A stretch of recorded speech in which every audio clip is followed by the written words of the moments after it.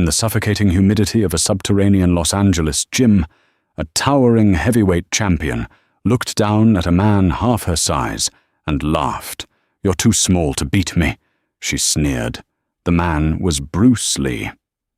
Exactly 3 seconds later, the deafening silence proved the debate was permanently closed. The year was 1968, and beneath the sprawling, manicured estates of Bel Air, a different kind of currency traded hands. It wasn't stocks or real estate. It was blood, sweat, and bruised egos. Sapphire Pendleton, an oil heir with a penchant for the visceral, had converted his massive, soundproofed wine cellar into an underground dojo. It was a place where the elite of the martial arts and boxing worlds gathered away from the flashing bulbs of the press, testing theories and breaking bones with impunity. On this particular humid Tuesday night, the air was thick with the scent of cheap canvas, cigar smoke, and metallic sweat.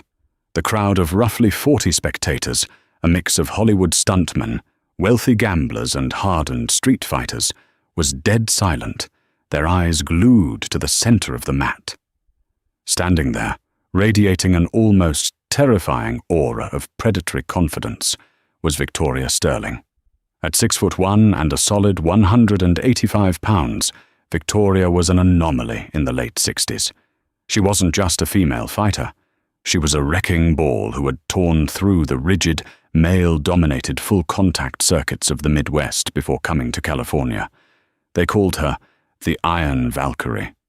She had the broad shoulders of a lumberjack, the piercing blue eyes of a cornered wolf, and a right hook that had genuinely hospitalized 3 heavyweight men in the past 6 months. Her style was an uncompromising, brutal blend of Dutch kickboxing and bare-knuckle boxing, heavy, rooted, and devastatingly powerful. At her feet lay William Cassidy, a 200-pound dock worker and Golden Gloves runner-up. William was currently staring blankly at the ceiling, completely unmoored from reality, a trickle of crimson pooling from his split lip. Victoria had just dismantled him in less than 2 minutes, finishing the bout with a liver shot, followed by an overhand right that cracked like a rifle shot in the enclosed room. "Is that it?" Victoria barked, her chest heaving as she stepped over the groaning man. She wiped a smudge of William's blood from her cheekbone. "Sapphire, you promised me competition. You brought me a punching bag." Sapphire Pendleton chuckled nervously from the sidelines, clutching a crystal tumbler of scotch. "Take it easy, Vic. Bill was on a 6-fight win streak. You're in a different league tonight." Victoria's coach, a grizzled former bare-knuckle brawler named Thomas Sullivan, tossed her a towel. "Breathe, kid. You made your point. Nobody here wants a piece of that right hand." Victoria draped the towel over her neck, her adrenaline still redlining. She hated this part, the come-down, the realization that she was a queen without challengers. She scanned the dimly lit room, her eyes daring anyone to step onto the canvas. Most of the men looked away, suddenly fascinated by the ice in their drinks or the scuff marks on their shoes. But in the far corner, shrouded in the shadows near the staircase, sat a man who wasn't looking away. In fact, he wasn't looking at her with fear, awe, or even respect. He was looking at her with mild, clinical boredom. He was a slender man, dressed impeccably in a tailored charcoal grey suit, sipping tea from a small thermos. To the untrained eye, he looked like a slightly built accountant or a movie extra who had wandered into the wrong basement. He weighed no more than 135 pounds, soaking wet. But to those who knew the shifting tides of the martial arts world, Bruce Lee was a walking stick of dynamite. Bruce leaned over to his companion, a quiet stunt coordinator named Richard, and murmured something. Though the room was relatively quiet, Bruce's voice didn't carry, but the slow, dismissive shake of his head did. Victoria caught the gesture. Her eyes narrowed. The remaining adrenaline in her system immediately found a new target. She didn't know much about the Hollywood kung fu scene. viewing traditional martial arts as fancy gymnastics meant for the silver screen, not the pavement. To her, Bruce was just a loudmouth actor playing a tough guy on television. "You got something to share with the class, Cato?" Victoria's voice cut through the damp air, sharp and challenging. The room instantly tensed. Sapphire Pendleton lowered his glass. Thomas Sullivan grimaced, recognizing the dangerous shift in his fighter's mood. Bruce didn't flinch. He took another slow sip of his tea, screwed the cap back onto the thermos, and handed it to Richard. He looked up at Victoria, his dark eyes unreadable, tranquil pools of black water. "I was merely observing to my friend," Bruce said, his voice surprisingly soft, yet carrying an undeniable resonance, "that while your power is impressive, your mechanics are tragically wasteful. You telegraph your right hand by dropping your left shoulder a full half-second before you throw it. Against a static target like Mr. Cassidy, it is effective. Against water, you would only drown." A collective intake of breath echoed through the room. It was one thing to critique a fighter. It was another entirely to casually dissect a giant who had just knocked a man unconscious, and to do it while sitting down, drinking tea. Victoria's jaw clenched so hard, a muscle ticked visibly in her cheek. She stepped forward, leaving the mat and closing the distance between them. She towered over his seated form, casting a long, intimidating shadow. "Wasteful mechanics?" she repeated, her voice dropping to a lethal whisper.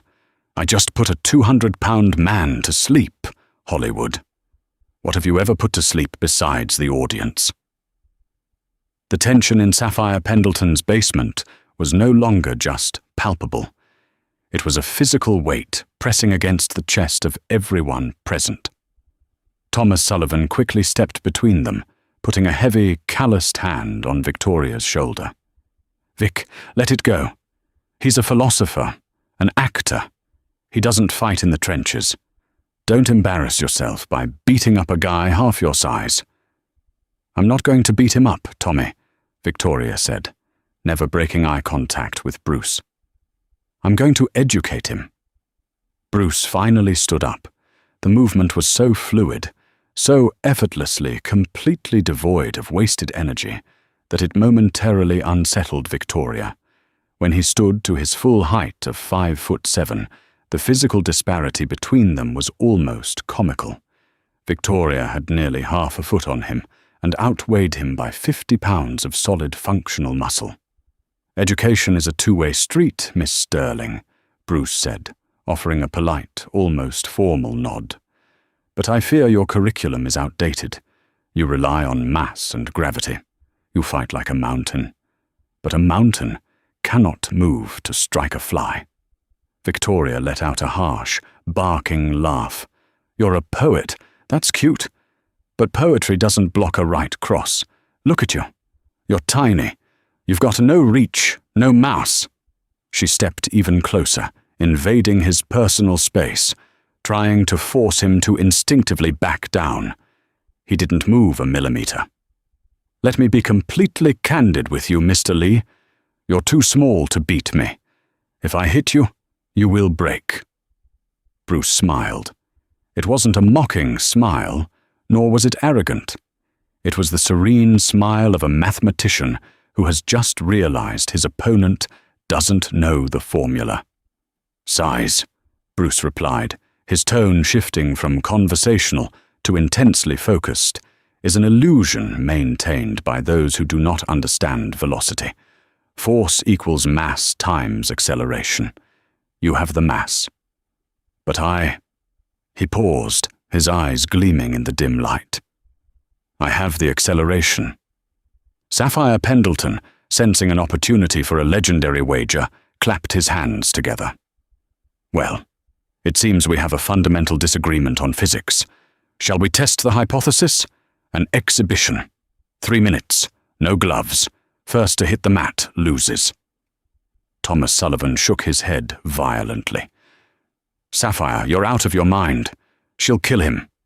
If he gets hit with that overhand, Then I will simply have to ensure I do not get hit, Thomas, Bruce interjected smoothly. He unbuttoned his suit jacket, folding it neatly and handing it to Richard.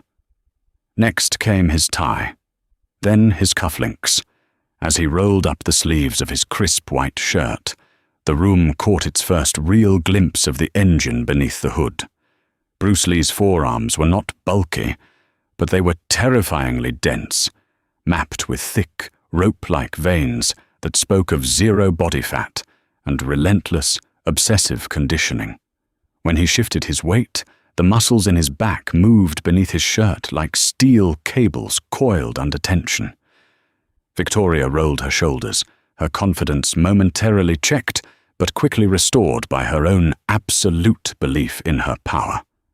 She had a secret, a brutal twist in her fighting style that nobody in this room had seen yet. While everyone assumed she was merely a boxer who threw heavy hands, her true weapon was her legs. Her father had taught her an illegal, crippling oblique kick designed to shatter the kneecap of an approaching opponent.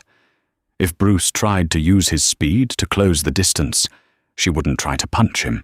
She would simply snap his lead leg like dry kindling. "Your funeral, Cato," she muttered, stepping back onto the canvas. She didn't bother wrapping her hands. She wanted him to feel the raw bone. Bruce stepped onto the mat in his dress shoes. He didn't stretch.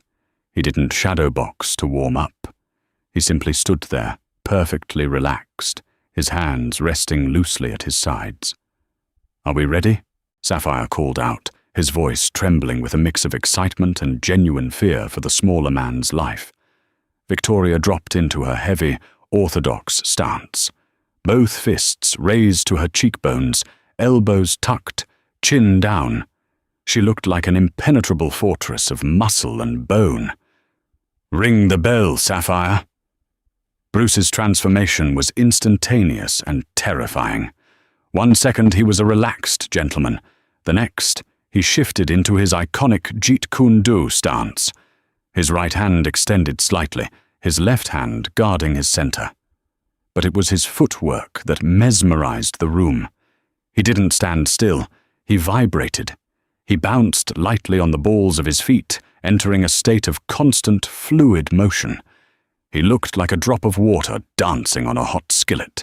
The psychological warfare began before a single strike was thrown. Victoria expected him to circle, to run away, to use the ring. Instead, Bruce took a tiny, stuttering half-step forward. He was pressing the action. He was walking into the range of the giant. Victoria's heart rate spiked. "He's coming to me," she thought, a grim smile spreading across her lips. "Perfect." She planted her back foot, her eyes locking onto Bruce's lead knee. She prepared to unleash the kick that would end the debate forever, the twisting, bone-crushing strike that had kept her undefeated. She twitched her right shoulder, the faintest, almost imperceptible feint meant to freeze him for a microsecond. Bruce's eyes dilated. The silence in the room stretched until it felt like it was going to snap. The twitch of Victoria's right shoulder was the trigger she had used 100 times before. It was a phantom movement, a neurological lie told to the opponent's brain. Here comes the thunder from the right. As Bruce's eyes dilated, tracking the micro-movement, Victoria planted her left foot hard into the canvas, driving all 185 pounds of her mass downward to anchor her hips. Her right leg snapped upward, not in a sweeping arc, but in a brutal, linear piston motion aimed directly at the connective tissue of Bruce's left kneecap. It was the oblique kick, a street fighter's nightmare designed to permanently disable an opponent before a single punch was thrown. It traveled with terrifying velocity, a blur of bone and muscle cutting through the humid air of the subterranean gym. But Bruce was not where he was supposed to be. He didn't step back, which would have kept him in the trajectory of the kick. He didn't try to block a force that could snap a baseball bat. Instead, he simply ceased to occupy that specific space in time. With a subtle, almost invisible rotation of his hips, Bruce performed a pendulum step. His lead leg retracted with the speed of a striking cobra, shifting his center of gravity backward, while his upper body leaned forward in perfect equilibrium. Victoria's heel slashed through empty air, the sheer force of her missed strike pulling her violently off balance. Her heavy momentum, unchecked by the impact she anticipated, sent her stumbling forward into the void Bruce had intentionally created. Before she could recover her footing, before her brain could even register that her secret weapon had hit nothing but Los Angeles humidity, the world exploded. Bruce moved in. He flowed into the space she was vacating, turning her own momentum against her. It was the physical embodiment of a riptide. He didn't throw a heavy, winding haymaker. Instead, he unleashed a barrage of straight-led punches, the hallmark of his Jeet Kune Do. Pop, pop, pop, pop. 4 strikes landed on Victoria's face and chest in the time it takes a normal human to blink. They weren't knockout blows. They were tactical disruptions, sharp, stinging snaps that rattled her skull and completely short-circuited her nervous system. Bruce was using his fists like a master percussionist, playing the rhythm of her panic. Victoria gasped, retreating, her gloves instinctively coming up to protect her face. The iron fortress was crumbling under a hail of pebbles. She planted her feet, letting out a guttural roar, and unleashed her signature overhand right, the shot that had hospitalized heavyweights.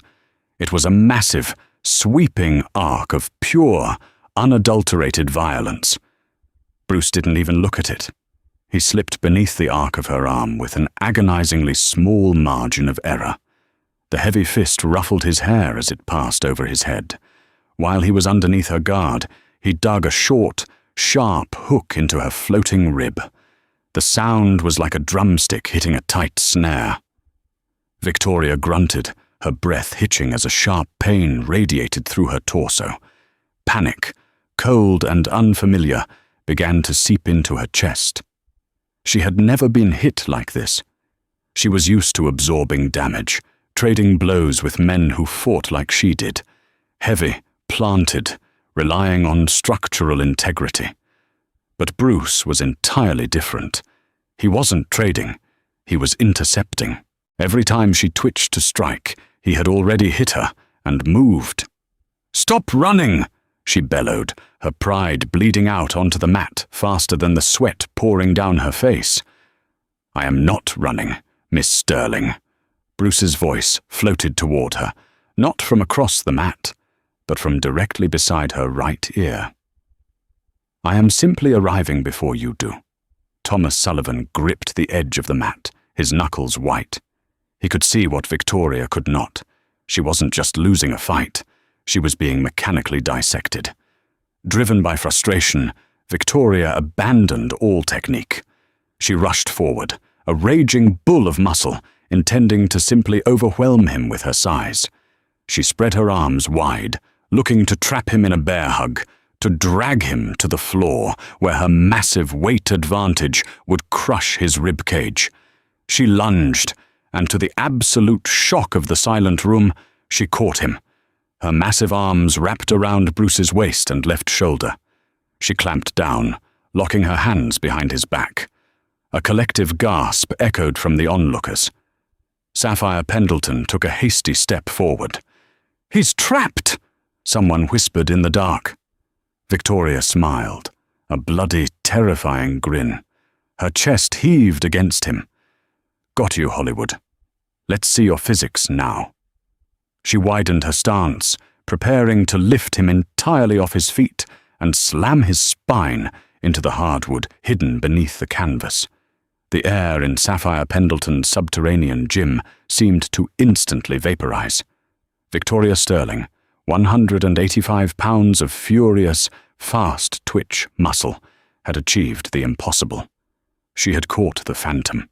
Her thick, corded arms were locked in a vice grip around Bruce's torso, pinning his left arm tightly to his side. The crowd surged forward, their polished shoes scuffing the concrete. Stuntmen and wealthy gamblers alike held their collective breath. Thomas Sullivan, Victoria's grizzled coach, slammed his heavy hand against the ring apron, his voice a hoarse bark of absolute triumph. "Slam him, Vic! Finish it right now!" Victoria's chest heaved against Bruce's back. She could smell the faint aroma of jasmine tea radiating from his skin, a jarring, peaceful contrast to the metallic tang of blood and adrenaline filling her own nostrils.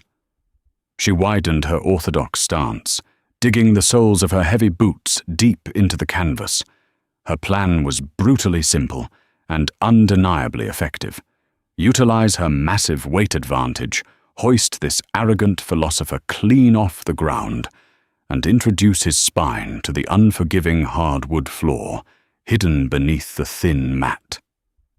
A primal roar began to build deep in her throat as she engaged her enormous latissimus dorsi muscles, preparing to deadlift the smaller man. But the roar died in her throat before it could reach her lips. Something was profoundly, fundamentally wrong. Any normal human trapped in the crushing embrace of a heavyweight champion would panic. They would thrash wildly, burning precious oxygen and muscular endurance in a futile attempt to pry the larger fighter's arms apart. Their central nervous system would flood with cortisol, and their body would go rigid with terror. Bruce Lee was not rigid. He was utterly, terrifyingly pliable.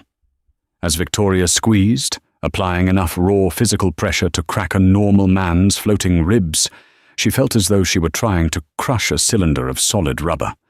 He didn't fight her pressure, he absorbed it.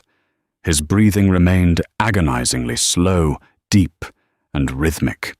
His abdomen expanded and contracted against her tightening grip with a maddening, mechanical regularity.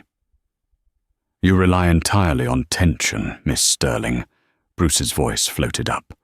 It was muffled slightly by her shoulder, but it carried an impossible, chilling calmness. It wasn't the strained gasp of a trapped victim. It was the clinical observation of a university professor correcting a struggling student.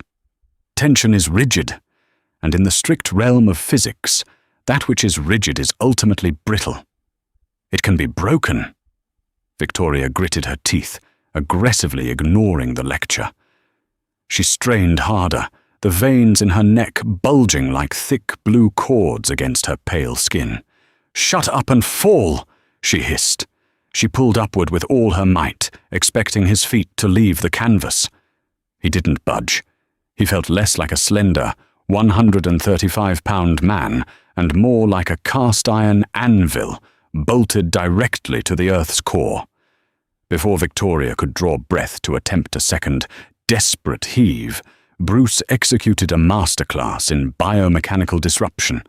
He didn't try to outmuscle her thick arms, a mathematical impossibility.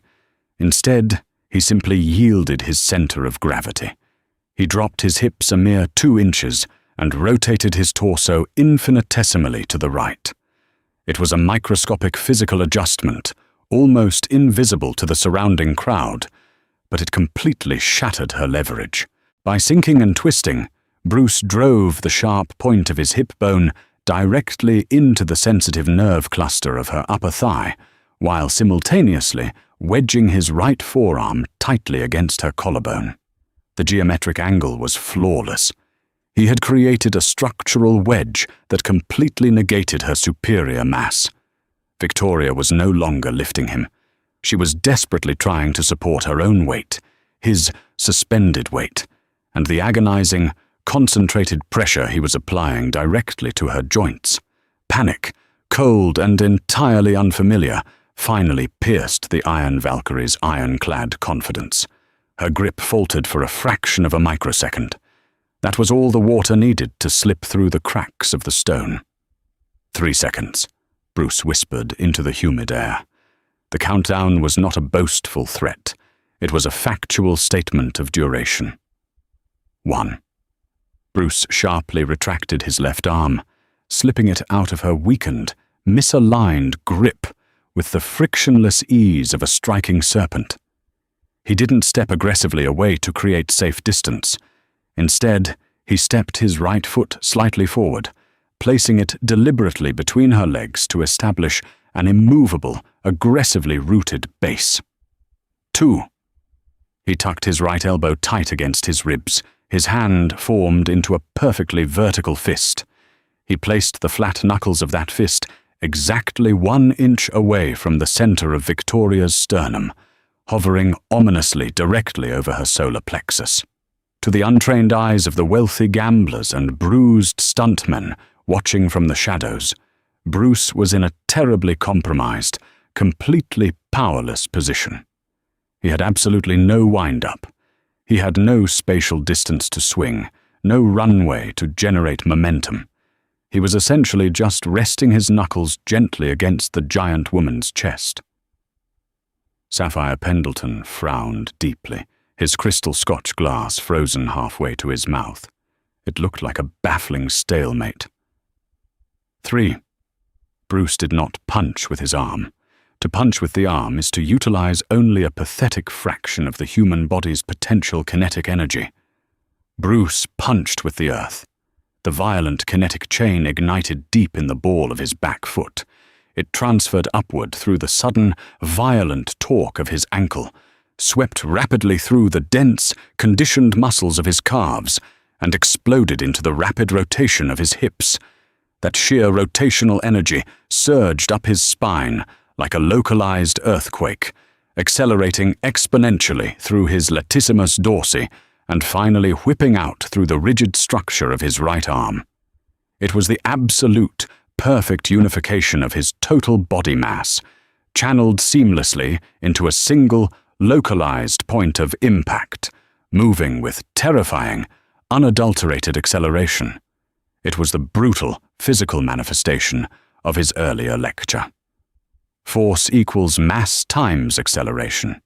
He had maximized the acceleration to an unnatural degree, turning his smaller mass into a devastating, armor-piercing projectile. Crack. The sound that violently echoed through the damp Los Angeles basement was not the meaty, wet thud of a normal boxing punch.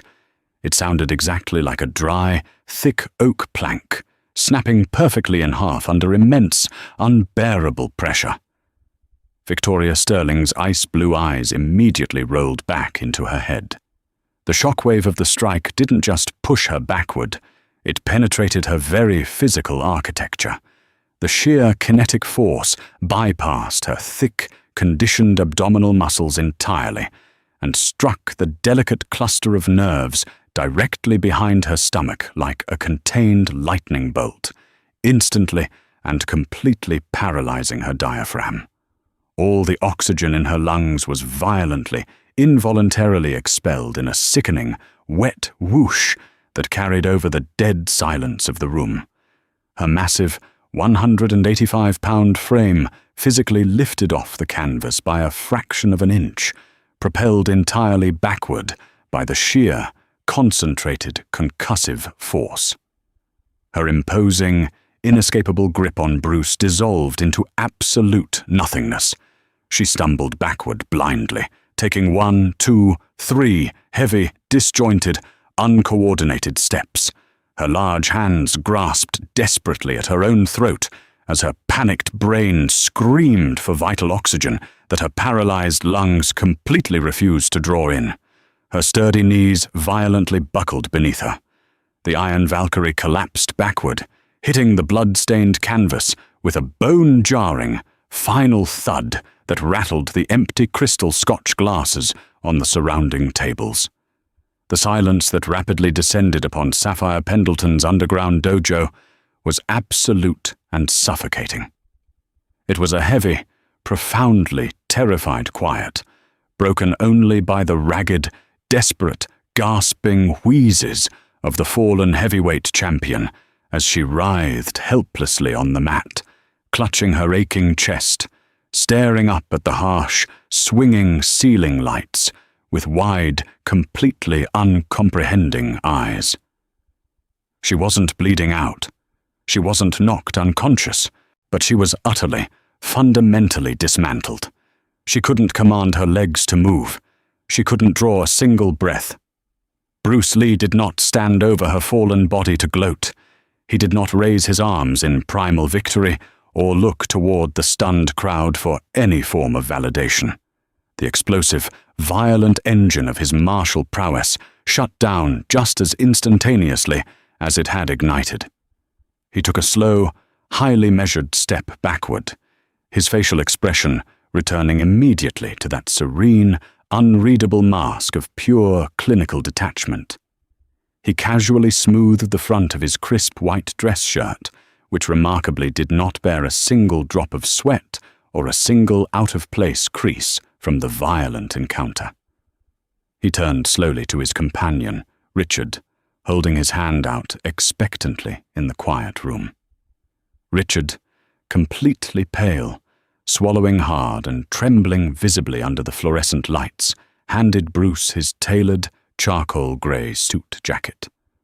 Bruce slipped the jacket back on, adjusting the lapels with meticulous, unhurried care.